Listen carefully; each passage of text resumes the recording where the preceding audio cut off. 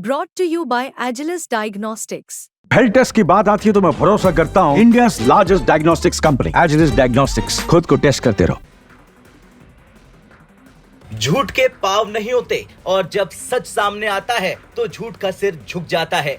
आज की खबर इसी कहावत को सच साबित कर रही है। हाल ही में न्यूजीलैंड में हुए खालिस्तानियों के तथाकथित जनमत संग्रह पर न्यूजीलैंड की सरकार की प्रतिक्रिया ने यह साबित कर दिया कि झूठ और नफरत फैलाने वालों की सच्चाई ज्यादा दिन तक छुप नहीं सकती। न्यूजीलैंड की सरकार ने खालिस्तानी समर्थक संगठन सिख फॉर जस्टिस यानी SFJ के एजेंडे को सिरे से खारिज करते हुए भारत की संप्रभुता और क्षेत्रीय अखंडता को सम्मान देने की बात कही। खालिस्तानी संगठन SFJ, जिसे भारत में अनलॉफुल एक्टिविटीज एक्ट UAPA के तहत प्रतिबंधित किया गया है, दुनिया के अलग अलग देशों में ऐसे जनमत संग्रह आयोजित करा रहा है।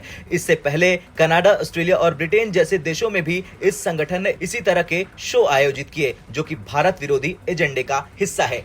न्यूजीलैंड के ऑकलैंड में SFJ ने अपने समर्थन में इस तथाकथित जनमत संग्रह का आयोजन किया। हालांकि न्यूजीलैंड की सरकार ने तुरंत स्पष्ट कर दिया कि ऐसे आयोजन उनकी नीति और अंतर्राष्ट्रीय संबंधों के विरुद्ध हैं। न्यूजीलैंड की सरकार ने कहा कि हम भारत की संप्रभुता और क्षेत्रीय अखंडता का सम्मान करते हैं। हम मानवाधिकारों के समर्थक भी हैं, लेकिन केवल वही पहले वैध और शांतिपूर्ण होनी चाहिए। ये प्रक्रिया स्पष्ट रूप से दिखाती है कि खालिस्तानी एजेंडा न केवल गैर कानूनी है बल्कि इसे अंतर्राष्ट्रीय मंच पर भी कोई समर्थन नहीं मिल रहा।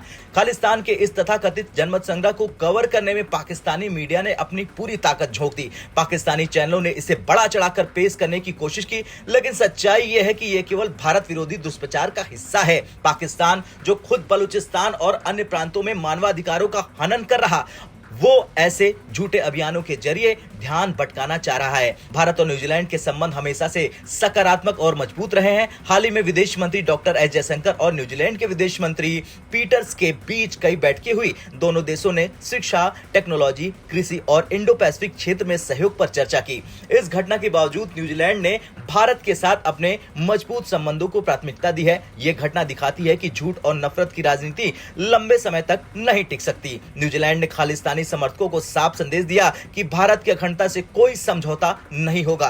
भारत विरोधी एजेंडे का यहां कोई स्थान नहीं है। खैर, देखा जाए तो ये न्यूजीलैंड द्वारा खालिस्तानियों की भिगो कर धुलाई से कम नहीं है। खालिस्तानी आंदोलन और उनके फर्जी जनमत संग्रह भारत को कमजोर करने की कोशिश करते हैं, लेकिन सच्चाई ये है कि दुनिया अब ऐसे झूठे अभियानों को पहचानने लगी है। भारत की संप्रभुता और अखंडता को चुनौती देना अब आसान नहीं है। न्यूजीलैंड की प्रतिक्रिया ने स्पष्ट कर दिया कि भारत विरोधी शक्तियों की चालें नाकाम होगी। ब्यूरो रिपोर्ट, भारत तक।